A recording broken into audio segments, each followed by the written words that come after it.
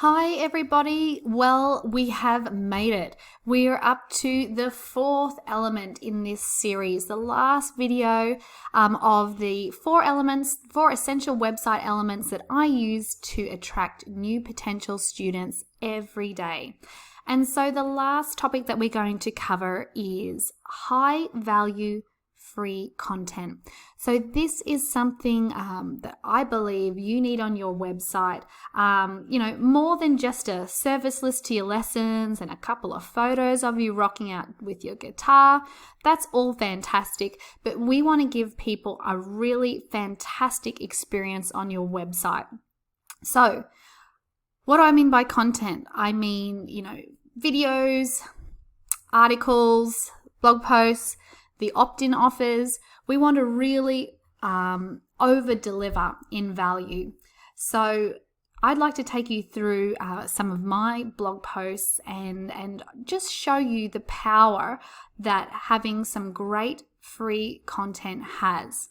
So we're over at my blog on my website here, theflutecoach.com, and I've got a bunch of articles that I've written over time.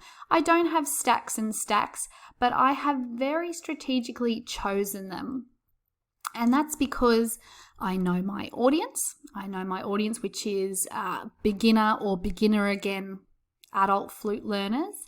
And I know what they're struggling with from my niche discovery, niche validation. So I know that beginner players are having trouble with making a sound, playing low notes and high notes really well, getting good flute tone, breathing. There's some common themes that are coming up again and again. So all of these subjects are really great to write about. And I've just switched over to Google with using the Ubersuggest Chrome plugin, Chrome extension that I've mentioned before as a niche validation research tool. And, from my experience, I know that flute embouchure issues and problems are relevant to my niche. And I can see here just from this little sort of output from the Chrome extension that there's demand for that information. So there's like 1,000 monthly searches for flute embouchure, and then there's other, related keywords as well that are showing that people are actively seeking out exercises and looking how to have tips to get better and trainers and things. So there's definitely a need there for this type of information. But choosing your content and the keywords that you build your content around, that's another lesson that we will definitely dive into as well. So those keyword phrases that people, your audience, is actually Googling, they really are actively seeking out help for this subject. This keyword-rich content, whether that's a blog post or even a YouTube tutorial, we can strategically add in some little elements that will help you rank really well on Google, and it will draw people to your website. And this content actually gives them a reason to stay for longer. It actually makes them more likely to return, and it continues to build trust with your audience and establishes your authority in this musical niche for this particular group of people. So your content will continually keep filling the top of your funnel, and we covered funnels in the previous video. It'll continually keep filling the funnel with people that are interested, they're prospective students, and they will trickle down into an opt-in offer, an email nurturing, and eventually, hopefully, into a paid lesson or a course. Now, if you have a website and you don't have any articles up there right now, that's no problem. We can, I have a few recommendations for some nice, quick and easy subjects that you can use to get some content up there nice and fast. Now, this content does need to be relevant to your audience, so you need to have, fully validated and explored the niche of people that you hope to reach, and picked up some keywords from our keyword research that you know that people are searching for, just like this flute embouchure. We only want to write stuff that has enough demand for this information to make it worth your while, right? So I have some keywords that I've chosen throughout building my website. Flute embouchure is one of them. So here's some ideas to start you off. Adapt them to your own musical niche. Okay, so here's a couple of shortcuts for you to think about writing some content. So I've mentioned previously, people love lists, so we'll kind of stick with that theme. And you can gain inspiration from, what you're reading on Quora or Facebook. You don't even have to write this content yourself if you're stuck for time. You could get a student or, anyone within your sphere of influence to help you write this content and, of course, have permission to publish it on your website. So here we go. First idea, a top 10 list. So here's an example. 10 easy ways to troubleshoot airy flute tone in less than 5 minutes. So this comes back to also having a great hook, having a great headline, and that one is like quantifying a benefit in a short amount of time. Here's another one, the top X mistakes. So emphasize why it happens and how people can avoid it. So something like the top 3 flute embouchure mistakes most beginners make and why they're sabotaging your sound.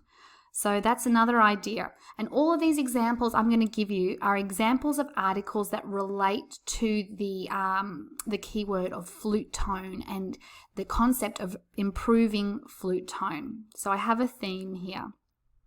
So the third example is a how-to. How to do something in X easy steps.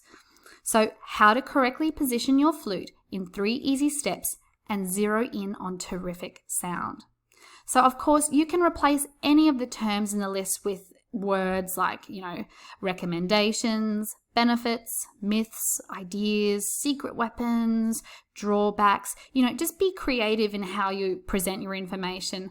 Don't make every single one of your blog posts the top 10, the top 10, the top 10, Be creative with your headline and really think through, connect with your audience and think what are they struggling with? What are they working towards? What do they want to know?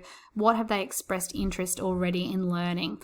And you can test out these really high value pieces of content and see if they draw people into your website.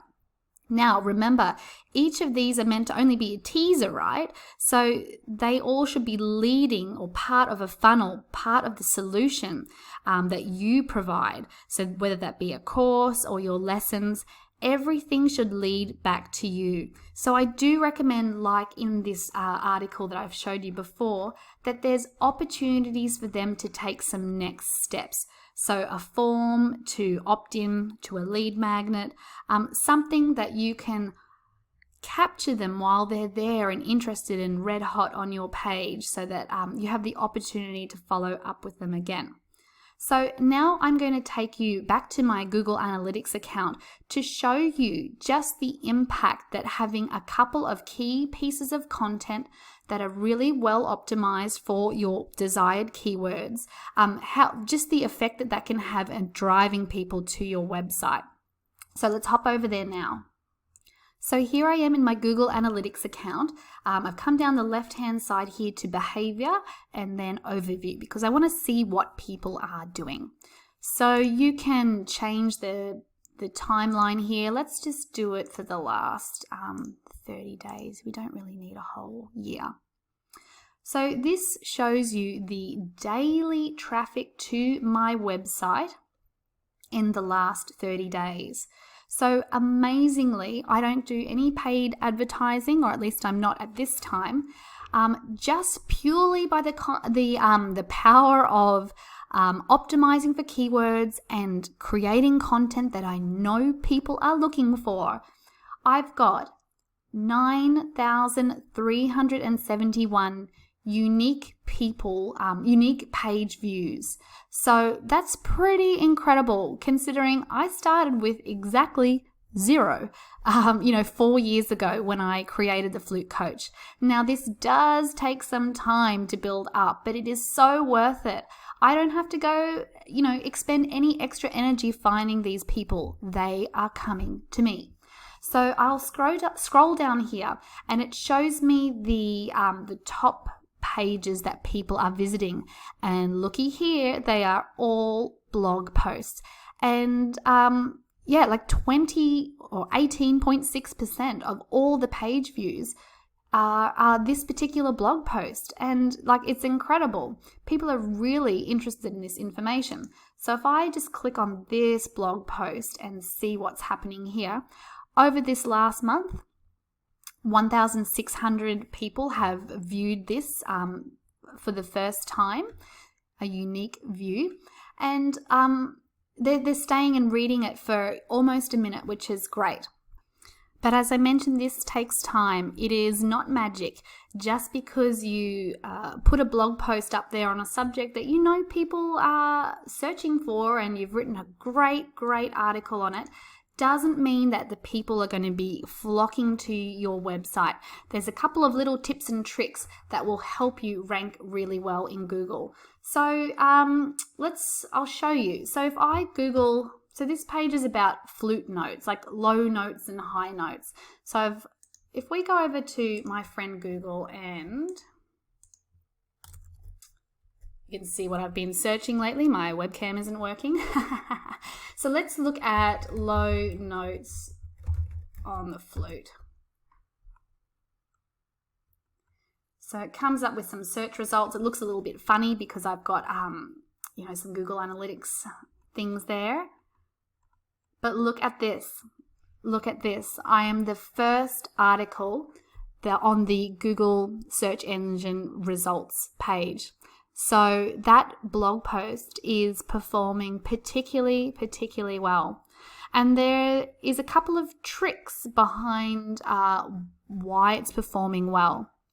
So I've optimized this article for the keyword phrase, I think it's flute notes or high flute notes, in a couple of different strategic ways, and that helps boost my Google rankings. It's called Search Engine Optimization, or SEO.